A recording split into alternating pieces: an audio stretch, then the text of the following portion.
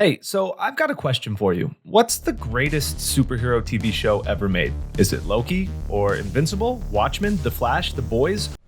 Oi, oi. Wrong. It's Daredevil, goddammit.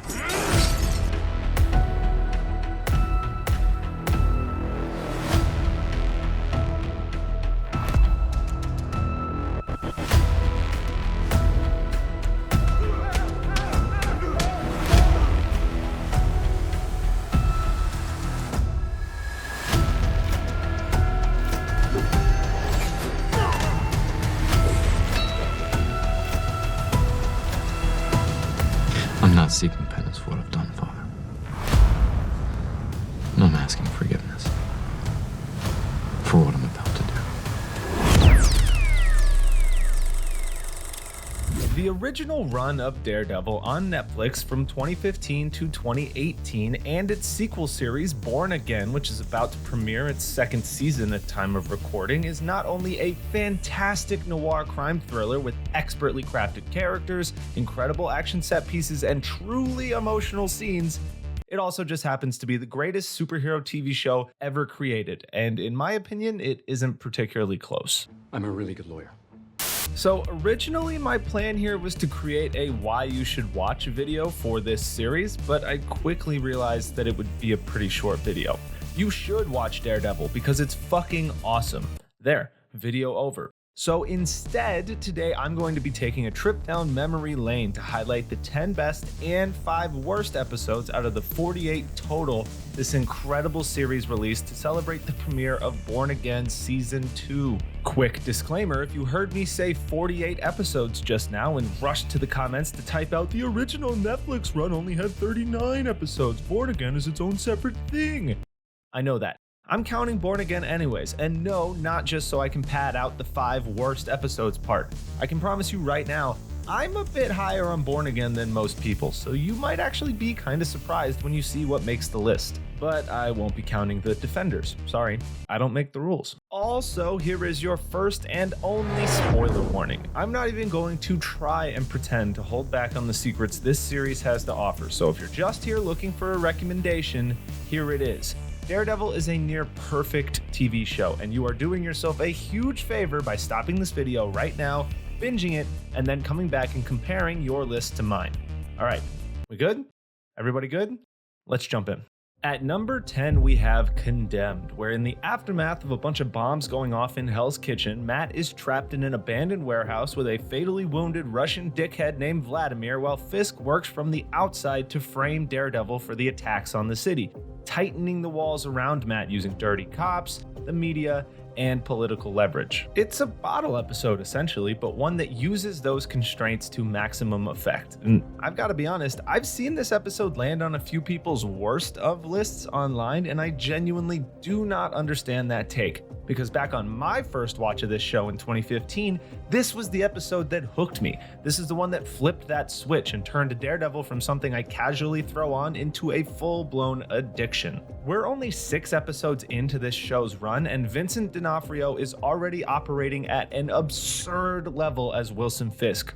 Holy shit, is he good. I mean, we're going to talk about it for the rest of this video, but I'm just saying up front, even when he's riding around barely fitting in his car, he is terrifying. But I mean, we gotta stop and talk about Charlie Cox for a second, because what he's doing here as Matt Murdock is pretty remarkable. There's an edge to his Matt Murdock, especially in the first season, that feels really vicious without losing the humanity underneath.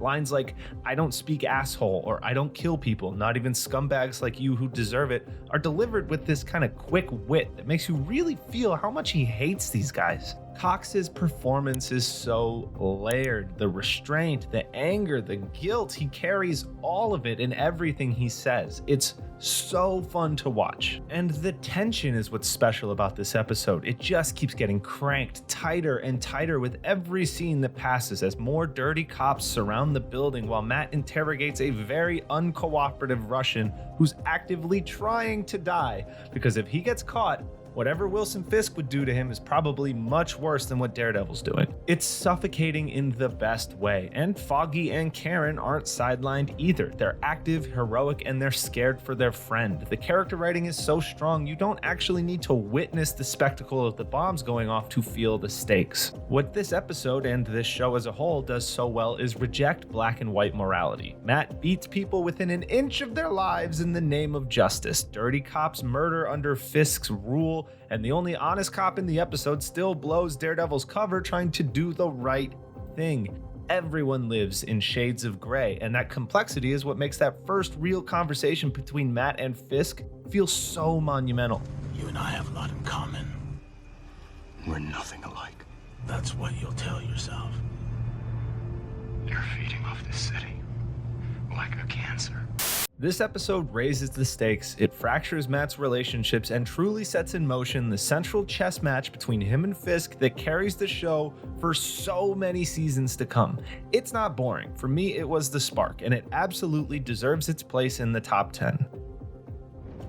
At number 9, we have 7 Minutes in Heaven, and this one immediately feels different from the rest on the list. Not because it can't stand on its own, for the most part it totally does, but because it's elevated by the context of Season 2. The episode is split across a few different storylines. Fisk navigating his first days in prison, Matt tracking a deeply unsettling hand operation, Karen digging into the Punisher cover-up, and Frank Castle getting locked up with the one person in that building who might be more dangerous than he is. After spending most of Season 2 pivoting away from Fisk and towards the Punisher and the Hand, checking back in with him for the first time since Season 1 is so unbelievably gratifying. Watching this absolute piece of shit have a miserable time behind bars is so satisfying.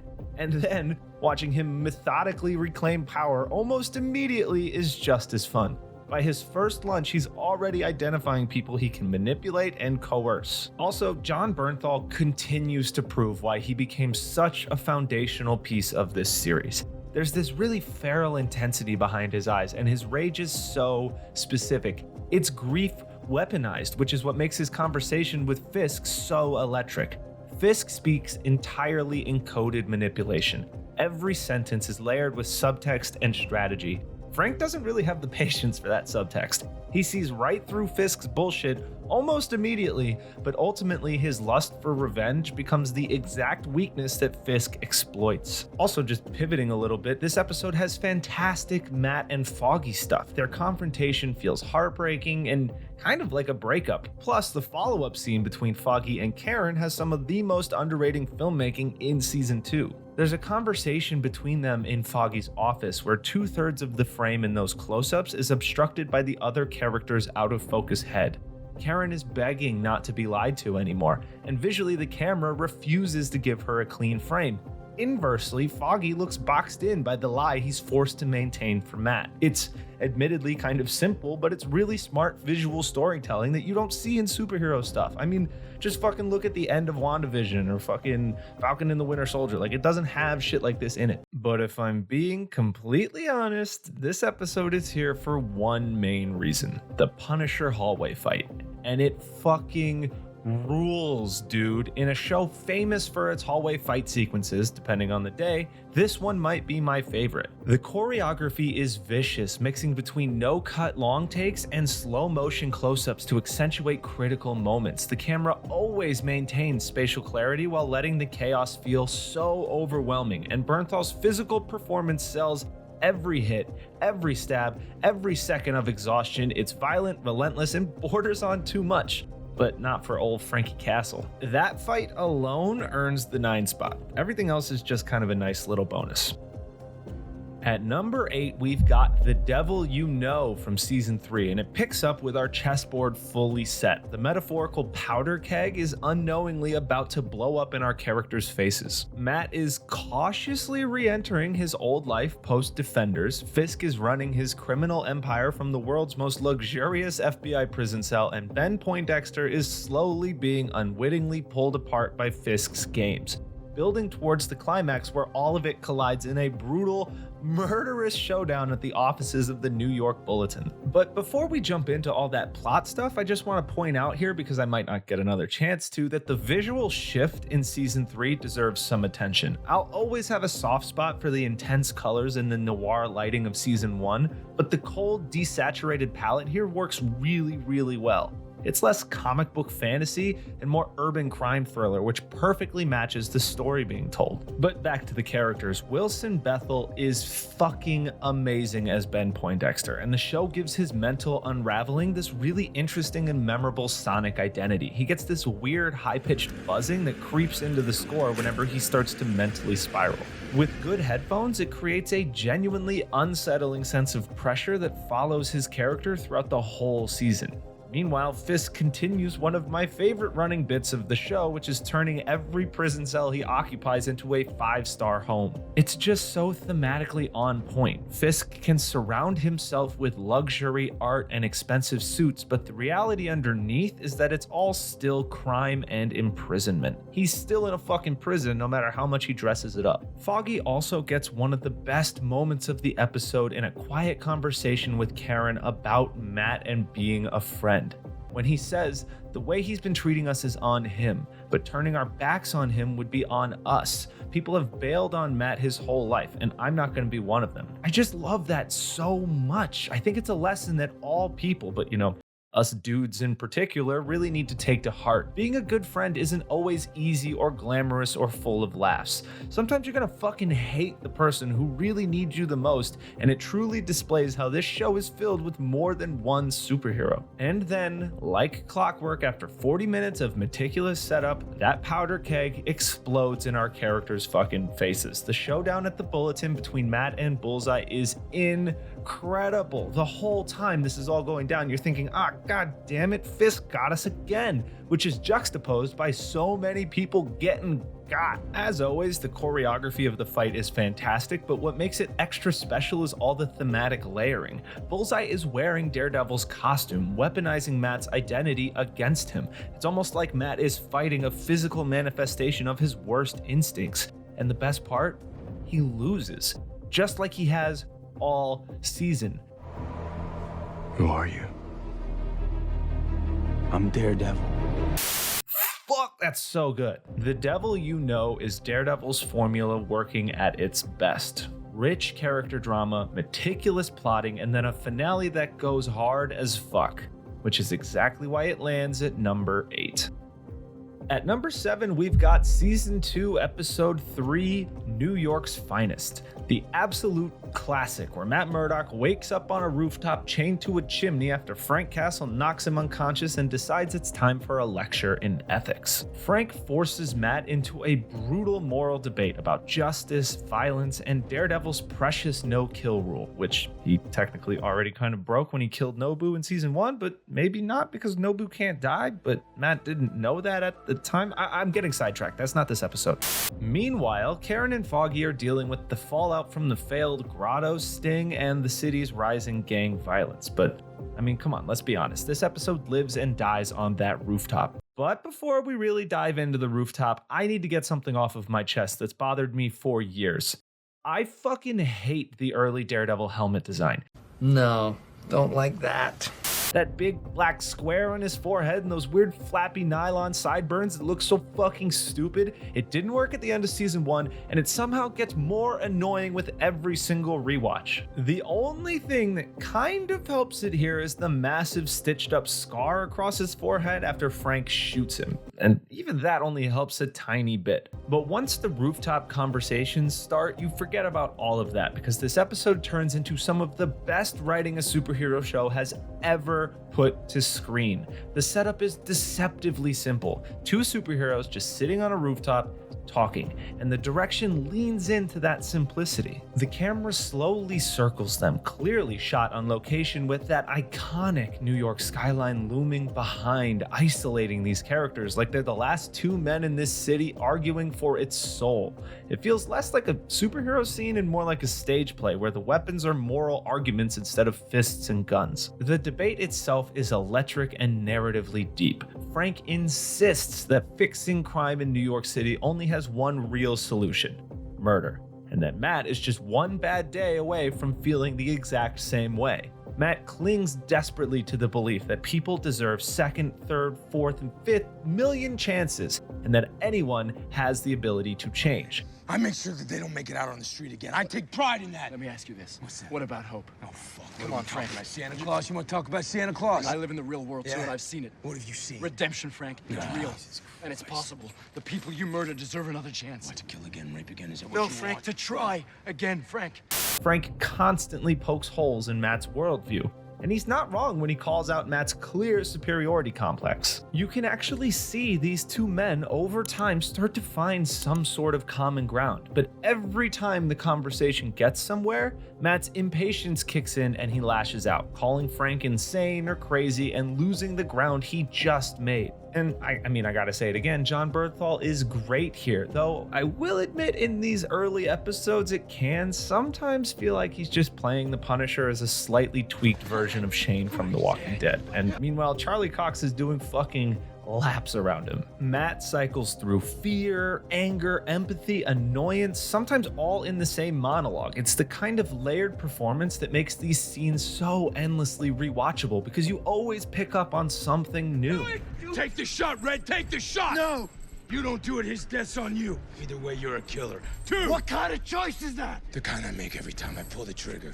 And Frank also gets to drop one of my favorite lines in the entire show here. He says we don't get to pick what makes us whole. And I don't even really have a big breakdown for that one. I just really love this sentiment. The only real weak spot is the Karen and Foggy subplots. That storyline gets better with time as the Punisher conspiracy ramps up in season 2, but here it mostly feels like something you're impatiently pushing through so that we can get back to the rooftop. And then the episode ends with one of the most underrated fights in the whole series. I don't see enough people talking about this one because on a rewatch I was so impressed. Daredevil battles the entire Dogs of Hell biker gang by himself while dragging an unconscious Frank Castle through the building. It's pretty clear that this was season 2's attempt to one-up the first season's hallway fight by being bigger and more chaotic, with Matt fighting with this massive chain wrapped around his arm like he's fucking Kratos while tearing through floor after floor of leather-clad bikers. As the show went on, they routinely found ways to bring Matt down a level when they did big fight scenes like this, but here's one of the few times he truly might be at his absolute peak. He really gets to fucking unleash on these poor fools, and it might be his highest body count to show for it. And that's what makes this episode so special. It gives us two incredible battles, a philosophical one between Matt and Frank fought entirely with words,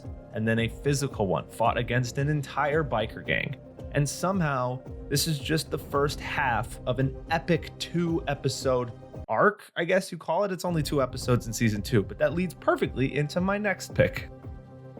At number 6, we have the very next episode, Penny and Dime. After the rooftop standoff in the previous episode, Frank Castle gets himself captured on purpose by the Irish mob, who want to torture him for information about where he hid their stolen money. While Frank endures a fucking brutal interrogation, Matt tracks him down as Daredevil in an attempt to save him, while Karen finally starts to get some more answers about Frank's past. To start, I always kind of felt like the Irish mob this season never really felt all that threatening. Most of the time, the goons in each episode kind of make me laugh. It's like there's a bunch of Bill Burrs running around getting beat up by Daredevil, but the guy who actually takes over in the leadership role at the start of the episode, he is not funny. He's genuinely terrifying, and his actor does a great job of holding his own throughout the episode opposite a juggernaut like Jon Bernthal. Now, I will say one minor thing is if you're squeamish about animal cruelty, specifically dog stuff, this episode might lose a little bit of mileage with you. So,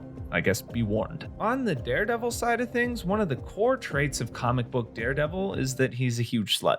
And Charlie Cox absolutely nails, no pun intended, that aspect of the character. Doesn't matter who he's sharing a screen with, Rosario Dawson, Elektra, even Sister Maggie in a non-sexual way, his wit and charm just inherently seem to come out when he's on screen with a strong woman. But there's one woman who stands head and shoulders above the rest. Deborah Ann Woll as Karen Page. Karen in the comics is Daredevil's one true love, which had to have created an impossible task for the casting director back in 2015, but whoever it was ended up absolutely fucking crushing it. It's already so impressive that they found a way to write Karen as such a layered, interesting character, but Deborah Ann Wool brings this extra level of depth and determination that elevates every scene she's in. And on top of all that, she has unbelievable chemistry with Charlie Cox. It's kind of this perfect storm, and honestly, I'm super excited to see these two characters finally get to enjoy each other's company like real people for the first time in Born Again Season 2. Another standout moment in this episode is Matt's conversation with Father Lantom. Every scene between these two characters ends up on the best moments list for the show, but this one in particular has become so iconic, I legit see it get TikTok edits all the time. And why do I still feel guilty? Guilt can be a good thing. It's a soul's call to action. I'm not kidding, that's how good this show is. Simple confessionals between a devout Catholic and a depressed priest are getting fucking TikTok hype edits. The show does such a great job of taking Matt's guilt about what happens as Daredevil and translating it into something relatable and useful for the viewer. And then there's the Punisher portion of the episode, which is just, mwah, chef's kiss, so good. One underappreciated aspect of this adaptation of The Punisher is the body horror. Frank is constantly tearing his body open and stitching it back together, sometimes intentionally, sometimes not, and the practical effects here are fantastic. Rewatching this after years and years of the more sanitized Disney Plus MCU shows, I'm honestly blown away by how gritty and adult this series is willing to get. It was fearless with the violence, but it never felt like it was doing it purely for shock value the way the actual Punisher show fell into sometimes. There's always a heart underneath it all when it's in Daredevil's show. And this episode probably has the best Punisher material ever put to screen. Frank willingly takes such an insane beating in this episode that it's honestly unbelievable that he isn't in a coma for the rest of his life. The electric drill to the foot alone should probably end his days as a superhero, but hey, who cares? It's comic book healing and it's raw as fuck. The torture, interrogation, and eventual breakout rip so fucking hard. Sometimes it's hard to believe that this is actually technically a part of the MCU. Like, this guy shot a dude in the face with a shotgun and then gets to be in Spider-Man's PG-13 movie. Watching it again, I also totally understand what they were going for by intercutting Frank's interrogation with Karen searching his family home. I think that's pretty great and efficient visual storytelling. It's meant to juxtapose the man Frank used to be with the man he's become and what that path has led to. Interestingly, the structure of this episode is kind of the inverse of everything else on the list so far. New York's Finest gave us big character exposition scenes to start and ended with an insane action sequence. This episode is almost the opposite. It's packed with brutal action from the start, and then it ends on quiet character moments between Matt and Frank and Matt and Karen. And that final monologue from Frank is one of the few scenes in this show that can still genuinely warm my cold, dead heart. If that moment isn't at the very top of Jon Bernthal's personal highlight tape, I don't know what is. It might honestly be the best acting of his entire career, and how fucking cool is it that we got that in a Daredevil show of all things. And yeah, even though we all know now that that tear Matt seems to shed during Frank's story wasn't actually a tear. When I went back and watched it, I remembered that before we get into that position, I'm carrying Jon Bernthal up a hill over and over again. So I'd be putting him down, and all I'd be thinking is, try not to breathe too heavily during his dialogue. So I am sweating profusely under this helmet. And evidently, some of the sweat has kind of obviously trickled down the mask and then is coming out from here. Oh my God. And it looks like I'm like shedding tears. I had no idea. Cox sells the moment so well that it still really hits if you never knew that. Bernthal plays Frank as this angry, gruff, stone-cold killer. But underneath all that, when it comes to his family, he's just really a big softie. A flawed man, a devastated husband, and a grieving father who's lost everything. And hearing him tell that story of the last night with his daughter, beaten half to death, bloated, covered in blood, speaking in that gravelly voice, it's actually kind of crazy that it works at all. It's incredible how moving it is. I've basically got the whole scene memorized at this point, and I will never forget the first time I saw it. It's one of the most powerful moments in the entire series, and it elevates an already great episode into something that genuinely belongs among the best superhero stories ever put to screen. Obviously, no hyperbole. At number 5, we have Cutman, the second episode of the entire series. Matt, badly beaten and bleeding out, gets pulled from a dumpster by a stranger named Claire Temple, played by Rosario Dawson, who patches him up in her apartment while he pieces together enough strength to rescue a kidnapped boy who got kidnapped by the Russian mob. I don't know, did I say that? Woven throughout are flashbacks of a young Matt and his father Jack battling Jack Murdoch, a washed-up boxer being pressured to take a dive. Also by the mob, the Sopranos kind, not the Russian kind. And let me just say for the record, what a way to announce yourself. God damn, Daredevil, god damn. The first 2 episodes of this show are both exceptional, and what's genuinely impressive is how fully formed the show feels right out the gate. A lot of series drift in tone or visual identity once they get the green light for a full season, but here they built such a strong foundation that it never needed a drastic course correction later. Till Born Again, whatever. Cutman runs on 2 tracks simultaneously. Flashbacks of young Matt and his father intercutting with present-day Matt getting medical treatment from Rosario Dawson. And unlike a lot of shows that use flashback as filler, like later seasons of Lost, they add an insane amount of character context and texture, telling you exactly why adult Matt makes the choices that he does. You can draw a very clear, painful line from that traumatized blind boy to the man in the mask. And really, this episode genuinely kind of devastates you the more you sit with it. Matt, a recently blinded child, mind you, pushes his father to stand up for himself when he overhears what his father is planning to do. He very subtly convinced his dad not to take the dive for the mob, and Jack, deeply wanting to be the man his son already believed he was, decides to disobey and win the fight to prove a point, but gets killed for it. When I first watched this episode, I was far too young for that to truly land, and now older with my own complicated feelings about the people who raised me, these scenes hit completely differently. None of the pain on display here is shallow comic book tragedy. It's a depiction of real life. There are things you say and do every day that you can never take back, and it adds an enormous weight to adult Matt. His relentless, almost self-destructive need to protect people, or beat the dog shit out of them, depending on how you look at it, didn't just come from nowhere. Consciously or not, he lives with the idea that his idealism cost his father everything, and this episode earns every ounce of that. Rosario Dawson and Foggy and Karen all bring a very welcome warmth that balances out all this heaviness, and all of that's great, but let's be honest about why this episode is sitting at number 5. The hallway fight. This 3-minute continuous one-take action sequence is, and I will die on this hill, one of the greatest action set pieces in the history of comic book adaptations, television or otherwise. The choreography is designed to intentionally highlight fatigue, which almost no other Marvel action sequence ever bothers to do. Daredevil isn't flipping around looking cool. I mean, obviously, he looks cool. I'm just saying he isn't being his normal flamboyant self. He's staggering, leaning against walls to stay upright, and winning ugly. And you can really feel the claustrophobia. You can feel the exhaustion. And after it's all over, it ends quietly, which is so cool. He goes to rescue that poor boy, but just before he goes in, he stops, takes off his mask in an attempt to not terrify this traumatized child.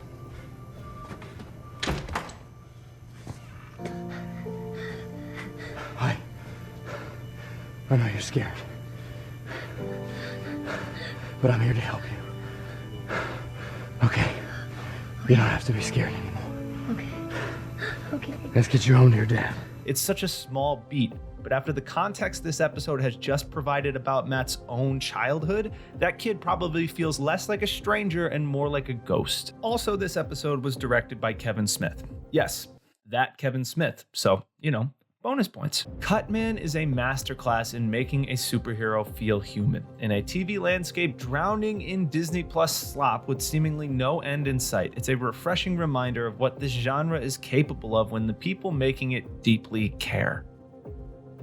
And to kick off our Mount Rushmore of episodes, we have Blindsided from Season 3. After officially revealing to Foggy that he is actually, in fact, not dead, Matt attempts to infiltrate a federal prison in hopes of extracting information that could finally expose Fisk's latest plan. But what Matt quickly realizes is that Fisk's influence extends far deeper than anyone ever suspected. What began as a covert personal mission quickly spirals into all-out chaos, and what follows is one of the most ambitious action sequences ever put on television. Matt fighting his way through a prison riot with no help, no backup, and seemingly no way out. But before we talk about the prison riot, I just really have to say, god damn, the creators of this show, no matter which season's creative team is at the helm, really know how to make the absolute most out of a Wilson Fisk scene. The opening here is such a clever way to immediately establish the game Fisk is playing with the FBI. Barely any dialogue is spoken, but you instantly understand the social dynamics of the room. The power, the manipulation, the quiet intimidation. His presence alone reshapes the room he's in. It's a textbook example of show don't tell. And then, once again, we get another Charlie Cox masterclass. At this point, I almost don't even know what more there is to say about him. Somehow, even in the middle of all of this superhero chaos, he always finds a way to ground Matt Murdock as a real human being. And this episode is a really good showcase of where things get kind of insane when you really think about it. Charlie Cox is doing things that should not be possible. Just think about what this episode is actually asking of him. He's a sighted person playing a blind person who is then pretending to be sighted. How insane is that? And somehow, watching it, you can actually see it. I don't know how, but you can see it. The way his eyes never quite focus directly on who he's speaking to. He's always just slightly off. But it's one of the most quietly extraordinary pieces of physical acting in the entire superhero genre. And while we're on the topic of actors, I also kind of want to briefly talk about Agent Nadeem, because I haven't really gotten a chance to mention him yet, and spoiler alert, I probably won't again for the rest of this video, but I love this character. His actor doesn't always have the strongest line delivery in the world, but the character itself is written with so much depth that it completely carries through. Nadeem is complicated. He's self-righteous, he's well-meaning, sometimes he's arrogant, sometimes he's a little naive, but at his core, he genuinely has a good heart. Over the course of season 3, he ends up making just as many tragic mistakes as he does heroic sacrifices. Outside of the big pillars of this season like Fisk, Bullseye, and Daredevil, Nadeem's arc is honestly one of the biggest reasons you should watch. But alright, let's talk about the prison fight, because this episode contains what might be the single greatest action sequence in superhero television history. How crazy is it that I've said that like 4 times in a row? That's how fucking good this show is. 11 minutes, 1 take, no cuts. A 360-degree prison riot sequence that follows Matt as he fights his way through corridors, stairwells, and cell blocks while the entire building collapses into violence around him. Charlie Cox performs roughly 85% of the action himself, with stunt double Chris Brewster seamlessly swapping in during camera pans or moments of shadow to handle the most dangerous maneuvers.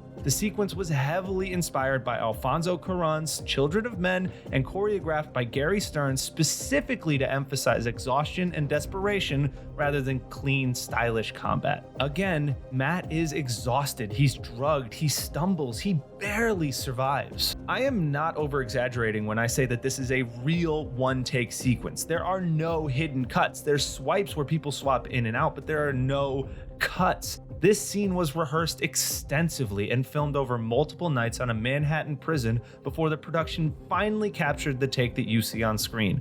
Famously right after the crew returned from a lunch break of all things. But here's the thing, no amount of technical breakdown is ever going to do it justice. This sequence hits so hard because it comes completely out of nowhere. At this point in the story, you still don't fully understand how much power Fisk actually has, and the episode just keeps stacking the odds against Matt until it feels genuinely impossible for him to escape. And you're still dealing with the shock that he now knows Daredevil's secret identity. That happens right before shit goes down. I'm telling you, this is almost a spiritual experience watching it unfold for the very first time. And in my humble opinion, the quality of this episode hasn't really been matched by any superhero television not named Daredevil since it aired. It's endlessly rewatchable, a technical marvel, a feat of choreography, and a testament to what the human mind can accomplish when a team of incredibly talented people are all operating at the absolute top of their craft. Stunts, acting, cinematography, writing, choreography, directing, every discipline is working perfectly in tandem. There was just no way I was leaving this episode off my Mount Rushmore. At number 3, we've got Speak of the Devil, the 9th episode of season 1. With Fisk's grip on Hell's Kitchen tightening and Nelson and Murdoch losing traction against him, Matt finds himself at a crossroads, morally, spiritually, and physically. Fisk has laid a trap, sicking the hand assassin Nobu on him, while Matt is simultaneously wrestling with a question that cuts so much deeper. Is he actually capable of murdering Wilson Fisk? Now, look, I'll be honest, at this point in the list, every single entry has a show-stopping fight scene. I feel like I'm kind of just ranking the 10 best fights in Daredevil rather than the 10 best episodes, but fuck you, I refuse to apologize for that, because this show is genuinely one of the only pieces of superhero media where the action and the dramatic character work hit with equal force. What makes this episode stand out immediately is the hook. We open right in the middle of the chaos. Matt isn't struggling, he's losing completely. Nobu is tearing this dude apart, and it genuinely feels like Matt might die here. Then the episode smash cuts to the title sequence, and from there the narrative rewinds, slowly filling in the context of how he ended up in that moment. It's not a revolutionary storytelling technique, but for this show it was new, and it works brilliantly here in the middle of a 13-episode season, instantly disrupting the rhythm and formula that we've settled into. But Daredevil has always been just as much about conversation as it is about combat, and the scenes between Matt and Father Lantom are some of the best writing in the entire series. Their debate about whether the devil is a literal force or simply a metaphor for humanity's capacity for violence is so good. What adjectives have I not used that yet? I don't even know what to say. I know my soul is damned if I take his life. But if I stand idle, if I let him consume this city, all the people will suffer and die. There is a wide gulf between inaction and murder, Matthew. Another man's evil does not make you good. Men have used the atrocities of their enemies to justify their own throughout history. So the question you have to ask yourself is, are you struggling with the fact that you don't want to kill this man, but have to? Or that you don't have to kill him, but want to? You don't have to be religious to connect with any of this either. God knows I'm not, but the themes about choice, responsibility, and emotional maturity are universal. And then there's poor Mrs. Cardenas. Her earlier visit to Nelson and Murdoch is basically the thesis of the entire season.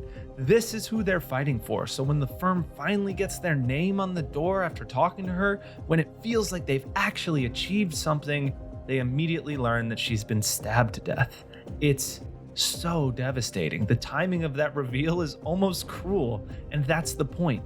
That's Fisk. And the character of Fisk is doing something pretty ahead of its time in this season that I think deserves to be said out loud. His plan feels painfully real. He's lying to the media, he's gentrifying neighborhoods, he's paying people off, using expensive lawyers, and he grinds the little guy into dust. Sound familiar? He's not just a comic book villain, he's a recognizable portrait of a certain kind of monstrous, greedy, rules don't apply to me billionaire we see every single fucking day. And in the current state of the world, there is something genuinely cathartic about watching some regular dude become fucking enraged by that, step up and do something about it. That's what a superhero is supposed to be, aside from the contemplations about murder part. Don't do that. I'm not endorsing that, and the show is also not endorsing that, even though they let him kill Nobu in the end of this episode, but I'm not bringing that up again. Who cares? The show moves past it, I'm moving past it. Eventually, the story then catches up with the present, and we're back in that brutal fight with Nobu, where Matt is getting his fucking dick kicked in. That chain blade, the relentless violence, the way the camera stays tight on his face as the damage to his body escalates, it is one of the most punishing action sequences the show ever filmed. And the image of Matt being dragged across the floor with a hook in his side and a trail of blood behind him is genuinely one of the most painful things the show ever put our sweet boy through. God, he gets his shit kicked in this episode. Look, I'll be honest with you, from here on out, everything left on this list is basically a 10 out of 10 episode for me personally. The ranking is more personal preference, but Speak of the Devil is, in my opinion, where season 1 hits its peak. It's an episode that's thrilling, thoughtful, heartbreaking, and insanely cinematic all at once. This is a 10 out of 10 hour of television, one of the high water marks of a show that was already best in its class.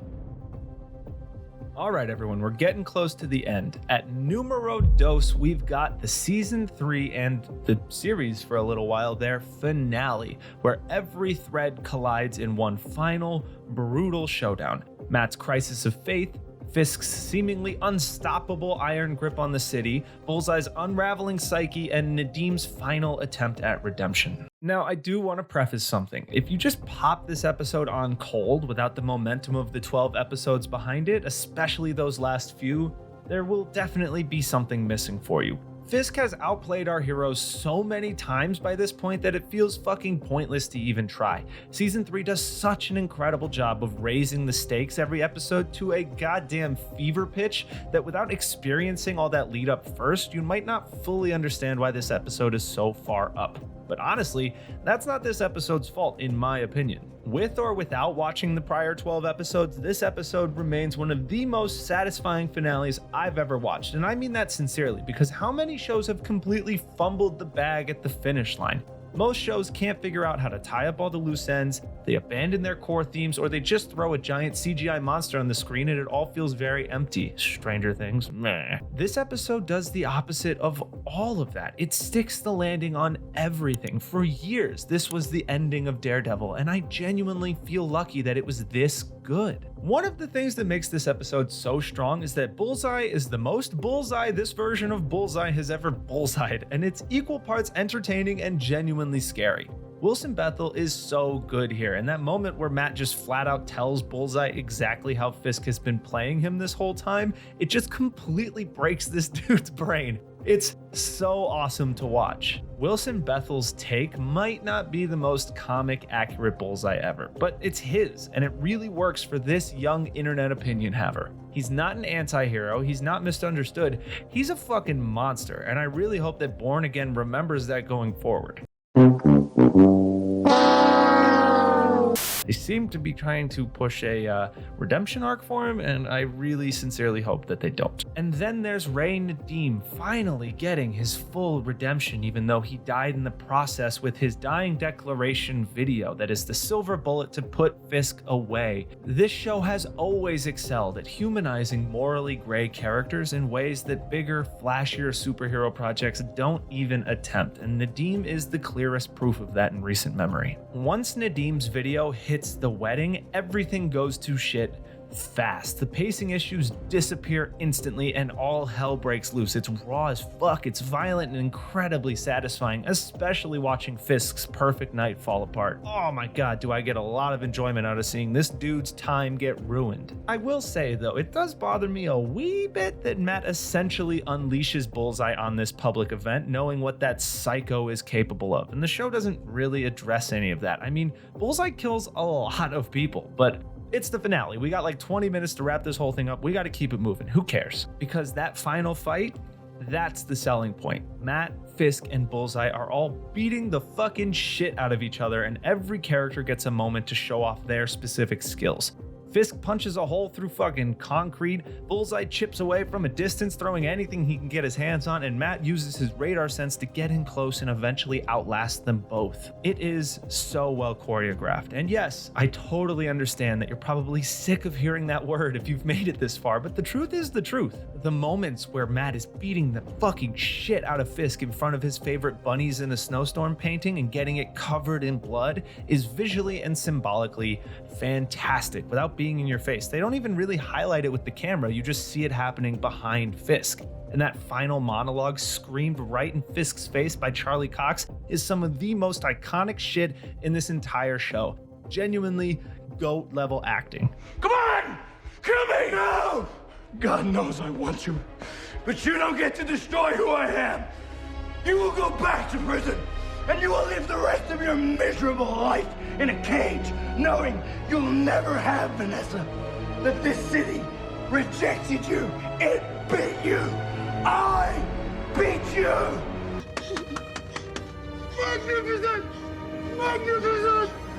Magnificent! I will be honest, some of the emotional weight in this finale does get ruined by Born Again simply existing. So much of the catharsis these characters earn here is immediately kind of walked back.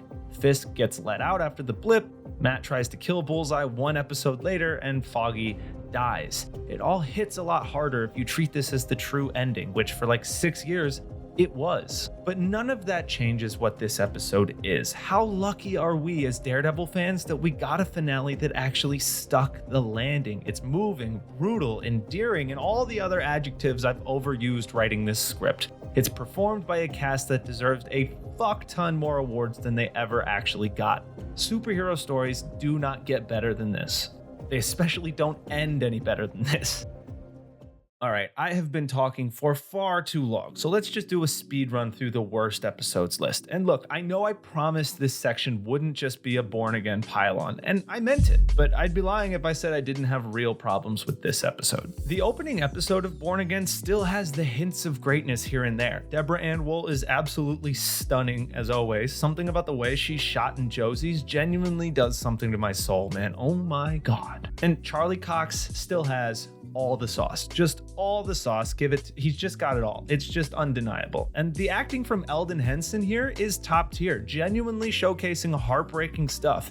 And that moment where the aspect ratio shifts as Matt's radar sense kicks in, that's new, that rips. But then there's everything else. I mean, drenched in the opening fight scene is a truly hysterical amount of CG smoke that makes it impossible to see what's happening if you're not watching at midnight. The CGI characters are really rough looking, and the new side characters, Cherry and the girlfriend and all these other fucking lawyers and shit, I genuinely could not care less about. The whole thing just looks cheaper than anything ever put on screen in the original series. And then there's what this episode actually does. It kills Foggy. It has Matt try to commit murder. It sends Karen off to San Francisco for most of the season, and it dismantles 3 seasons worth of careful, hard-won character work across the board before the title sequence even hits, which also isn't even that good. I think once the excitement of having these characters back in our lives wears off, this whole thing kind of falls flat. We all know about the reshoots and the creative chaos behind the scenes, so I guess that earns it some grace. And it does kind of look like season 2 will course correct, but until it does, Heaven's Half Hour is an episode I respect for its balls, but deeply resent for what it undoes. At fourth worst, we have Semper Fidelis. Fideli? I don't know how to say it. Not a military man. I just really feel the need to be very clear up front. This is not a bad episode of television. At all. But if you're forcing me to pick a worst episode in a game that I made up with rules I'm forcing on myself from a show that's consistently excellent, this is where I land. We're coming off an insane opening stretch from season 2. Those first 4 episodes with the Punisher are some of the best the show ever does. And now we're firmly in the middle of a section where it feels like the show is kind of trying to reset the board. It's introducing new threats and building towards something bigger. And you can tell it's solid, it's well acted, it's competently written, but it's not exactly gripping. And then you've got the hand stuff with the giant hole in the ground, which back in 2016 felt mysterious and exciting, like it was building towards something huge. But in hindsight, knowing where all of that goes in The Defenders, or more like doesn't go, it just ends up feeling like setup without payoff. At third worst, we've got Kimbaku, which again, just like the last pick, is where Daredevil slams the brakes at the worst possible time. Coming right off the absolute high of the Punisher arc, we pivot hard into Matt and Elektra, and it just doesn't hit the same. I honestly think when people call Daredevil a slow or boring show, episodes like this are what they're talking about. Because it's not that nothing is happening, it's that what is happening just isn't as interesting as what we just saw. The Punisher storyline had this insane, relentless momentum, constantly raising the stakes, constantly forcing Matt to confront this gritty, uncomfortable reality of being a vigilante, and then we trade that in for a more mysterious, never really explained chase, tan stuff with Elektra and Stick. And it all just kind of feels like a downgrade. And look, Elektra's not a bad character. I'm not one of these people who just hates her to hate her because she's a woman with Matt. In fact, she's actually pretty compelling, and her chemistry with Matt is undeniable, no matter how many fucking people will tell you online I'm wrong. But the problem is the timing. I'm not an Elektra hater, I'm a Punisher obsessive. This episode feels like the moment where the pacing just kind of stalls out. It's hard not to feel like this chunk is where season 2 lost a lot of people. It's not bad, it's just unfortunately placed after Penny and Dime, which ends up making it feel a lot slower than it actually is. It's a testament to this show that the Punisher stuff was so good, they literally couldn't live up to their own work.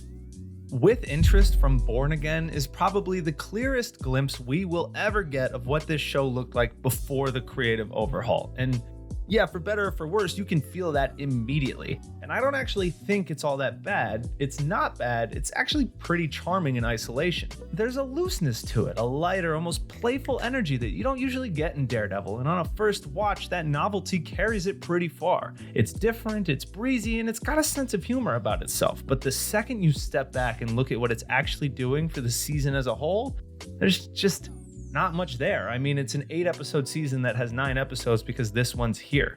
It's a bottle episode, and because even a bottle episode, especially a bottle episode, needs to justify its existence. A bottle episode doesn't have to push the plot forward, but it does need to reveal something new, some hidden layers, some new perspective that deepens our understanding of these characters. And this one just kind of doesn't. It's the same old Matt we've always seen, so what you're left with is something that feels weirdly disposable, which is a tough look in a reboot that cut the episode count down from the standard 13 to 8. Maybe this whole thing just comes down to taste. I like Daredevil when it's intense and gritty and kind of gross, when the world we're inhabiting kind of sucks, and this just isn't that, which is a shame because there's clearly craft here. It's just not essential. And when I'm rewatching the show, this is one of the only skippable episodes in both the original and Born Again runs.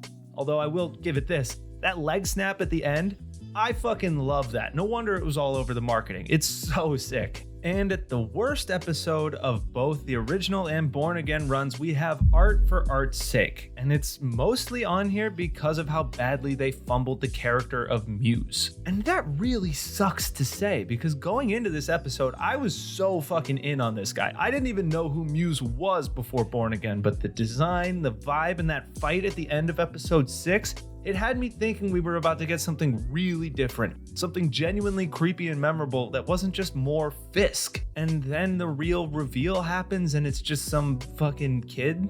That's it.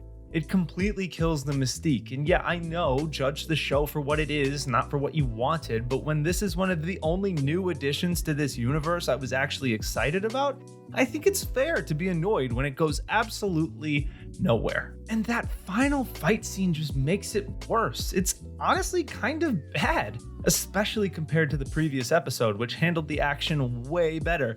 This one feels cramped and the lighting's kind of gross and all over the place and the costume looks off, like his helmet doesn't fit and it cuts so fucking much. It's just all very out of place, and I think it was done by the old creative team, but I honestly can't find any real confirmation of that. I mean, I'll give it this. It's bloody as fuck, which is nice. I mean, it feels like they had something here and they just completely dropped the ball, and that's extra frustrating because the Fisk and Matt stuff is still just as compelling as ever, as they're both kind of relapsing back into old habits, which pushes us towards this season's endgame, but it's nowhere near enough to make up for how hard they fumbled the character of Muse. What a waste. After talking for far too long, here we are. My personal favorite episode of Daredevil. And I know this is a hot take. I can already hear your keyboards clicking, but hear me out. Nelson v. Murdoch opens with Foggy finally discovering Matt's secret, and what follows isn't some rooftop fight or a hallway brawl. It's something far more sad and devastating. It's a long, painful walk through memory lane inside Matt's apartment, where years of lies, broken trust, and buried hurt are dissected in real time. Intercut with this are flashbacks to the college days where Matt and Foggy met and became best friends, showing how their partnership was built, while in the present, that very bond is collapsing under the weight of Matt's deception. On paper, it's really simple, but emotionally, it's fucking brutal, man. Ironically, this episode has none of the usual Daredevil checklist items that got other episodes onto this list. There isn't some insane one-take fight scene. There's no massive Fisk checkmate. There's no Punisher brutality, none of that. What it does have is heart, and so fucking much of it. This whole thing plays out like another stage play. Outside of a few side plots, it's essentially another bottle episode, but unlike Born Again's attempt with Interest, everything here actually reveals something new about our beloved characters. The plot barely moves forward after the opening, but emotionally, this episode goes the goddamn distance. It is packed with quotable lines. I could just put clip after clip after clip in here, and I love how the show lets Foggy truly unload on Matt. How many fingers am I holding up? One. He doesn't dance around any of this. He doesn't soften the blow. He is pissed, and he dissects Matt, his hypocrisy, his choices, his selfishness with a clarity that most people, myself included, would struggle to sum it up in that situation. Foggy is not pussyfooting around. He is raw and he is pissed. Watching Matt and Foggy relive their best memories while simultaneously kind of breaking up in a certain sense of the word is agonizing in the best way. And I cannot stand when people call this episode slow. This is the show at its most honest. It's two grown men being vulnerable with each other. They're being emotional and they're actually like crying in a way that this genre almost never allows. The parallels to addiction and interventions are right there for you. But since we're not that deep into the season 2 Defenders phase of that metaphor yet, it doesn't feel nearly as heavy-handed here. If you've lived through something like this, you'll immediately feel it. And if you haven't, the show doesn't leave you behind. And if you think the side plots are going to give you a breather from all this shit bumming everyone out, fucking forget it. The show cuts to Ben Urich in the hospital with his wife and somehow makes things even worse. It lulls you into this warm, intimate conversation where you forget that you're in a hospital because these two people are clearly deeply in love. You settle into their rhythm, you pick up on their unspoken history with each other. It's so fun to watch. And then it rips the floor out from under you when she suddenly forgets who he is, revealing her Alzheimer's diagnosis. God, it's so fucking sad. That moment hits like a fucking right hook from Matt wrapped in nylon gloves. I meant to say ropes, but I'm exhausted. As someone who just recently got married, these scenes land in a completely different way for me now. It's so easy now to grab your phone and just start scrolling when Daredevil isn't on screen, but I implore you to fight that urge because you'll miss scenes like this. And the irony is, the people who half watch and don't engage are the same ones who post online that it's boring. It's so unfair that they get to influence other people's opinions. That's what this show and this episode understands better than most. It understands people, not just superheroes, but flawed, messy, fully realized human beings who are trying and often failing to do their best. It distills everything that makes Daredevil special into a single hour of TV. Yeah, okay, maybe I'm getting a little melodramatic. Maybe this whole video is melodramatic, and I get that this kind of storytelling might not be what everyone shows up for. But I don't care. This series delivers best-in-class character writing and emotional drama alongside best-in-class practical superhero action. It asks you to pay attention, sit with discomfort, and actually feel something. And if you keep off your phone and meet it halfway, it rewards you big time. It's actually kind of genius how this episode uses the bottle episode format to deepen the story, push the plot, and expand our characters. And somehow it makes all of this feel intensely personable and very relatable. It's not just great television, it's the 1 hour soul of this series. Hashtag avocados for life. Me and you, pal. We're gonna do this. We're gonna be the best damn avocados this city's ever seen. Damn avocado. And those are my picks for the 10 best and 5 worst episodes of Daredevil. But please leave a comment down below if you agree or disagree with my picks, and also leave a like on the video. If you enjoy what I do here, it really helps let YouTube know it needs to show my videos to more wonderful people like you. And finally, don't forget to subscribe to the channel for more entertainment-related videos. Until next time, bye.